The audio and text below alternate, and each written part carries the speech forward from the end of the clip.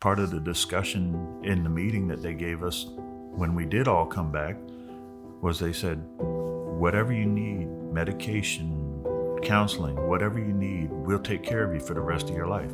I was at one of my therapy appointments and my therapist said, we'll go ahead and consider this one even, but I need you to start paying for your appointments. And I just kind of jerked my head back. I said, why? She said, the city stopped paying.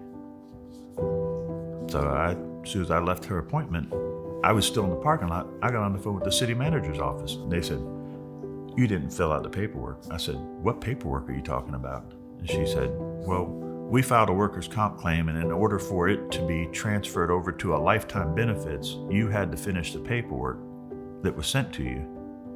I said, that is not what you all said. Each department and each floor had designated groups that were the evacuation team for bomb, fire, anything. And we had been told that it would also be shooter, but we had never done a shooter drill because it just seemed so far out in left field. He said, someone just ran through the office and said, there's a shooter. And I said, is that a drill?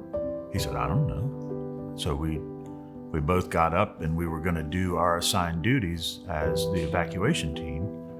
Terry was standing in the door holding the door open so it didn't shut, even though I still had my badge on me.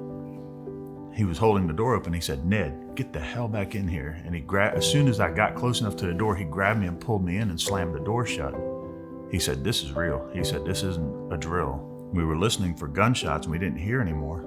And I said, I don't have my phone. I need to go back to my desk to get my phone. So I walked back down. The shooter apparently had come back in the door that we were just in. And he was coming down the other aisle. There were two aisles. And he was on the other aisle. He was going down that aisle. And as I was coming back, we locked eyes again.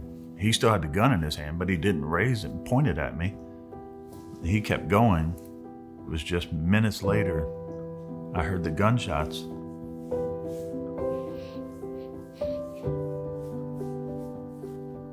It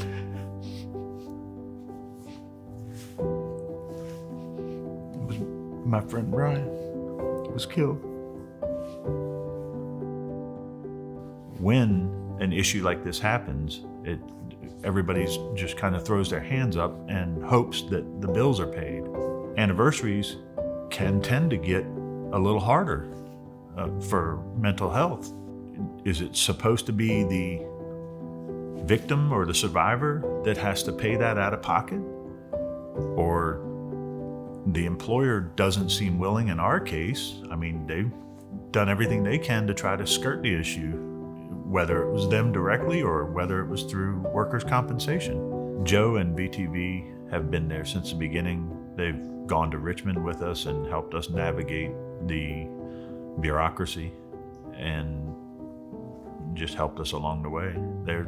That's the only organization I can think of that's been there for us since the beginning.